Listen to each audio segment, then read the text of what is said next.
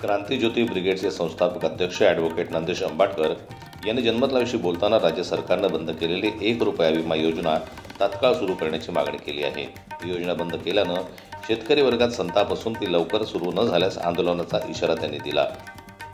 महाराष्ट्राच्या राजकारणामध्ये एक संघटनेने वेगळी भूमिका घेऊन सामाजिक चळवळ उभी केलेली आहे। महाराष्ट्राच्या राजकारणातला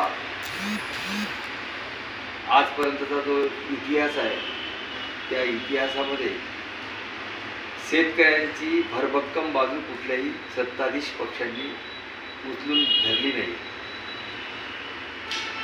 शेतकऱ्यांच्या संदर्भात कुठलाच पक्ष शेतकऱ्यांच्या हिताचे निर्णय घेते असं दिसत नाही।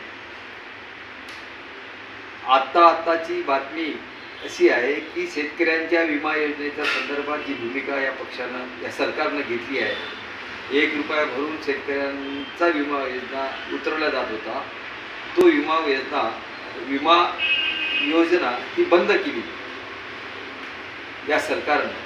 तेव्हा शेतकऱ्यांच्या संदर्भात ही कुठलीच हिताची गोष्ट झाली नाही। तेव्हा या निर्णयाचा आम्ही क्रांतिज्योती ब्रिगेड संघटनेच्या वतीने निषेध करतो। फार धक्कादायक बातमी आहे। मला असं वाटते की आतापर्यंत या सरकारनं 23-24 आणि 24-25चे विम्याचे पैसे शेतकऱ्यांपर्यंत पोहोचले नाही आहे। तेव्हा त्यांचा तो वाटा त्यांना मिळाला पाहिजे होता।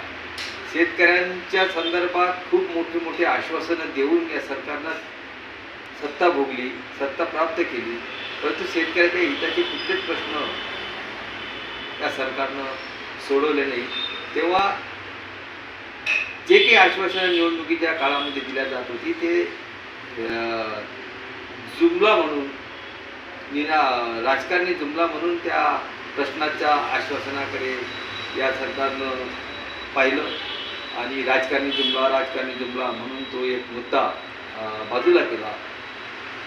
शेतकऱ्यांच्या पोरांना ₹15,000 कर्ज आम्ही देऊ, ₹15,000 त्यांच्या खात्यात टाकू, अशी ही भूमिका सध्याच्या सत्ताधीश सरकारने घेतली आहे। ती फार मोठी या बेरोजगारांच्या संदर्भातली भूमिका त्यांनी विश्वासाची भूमिका राहिली नाही आहे। तिथेही सरकारनं या लोकांसोबत घात केलेला आहे।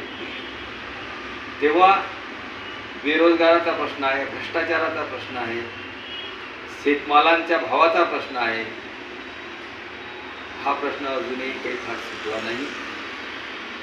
क्रांतिज्योती ब्रिगेड संघटनेच्या वतीनं हा मुद्दा आम्ही मोठ्या प्रमाणात उचलून धरणार आहोत। पीक विमा योजनाचा आली वेळ, जर सरकारने पीक विमा योजना सुरू केली नाही तर संघटनेच्या माध्यमातून आम्ही आंदोलनात्मक भूमिका सुद्धा घेणार आहोत। शेतकरी निसर्गाच्या लहरीपणामुळे त्रस्त असून पेरणीसाठी त्यांच्याकडे पैसे नाहीत।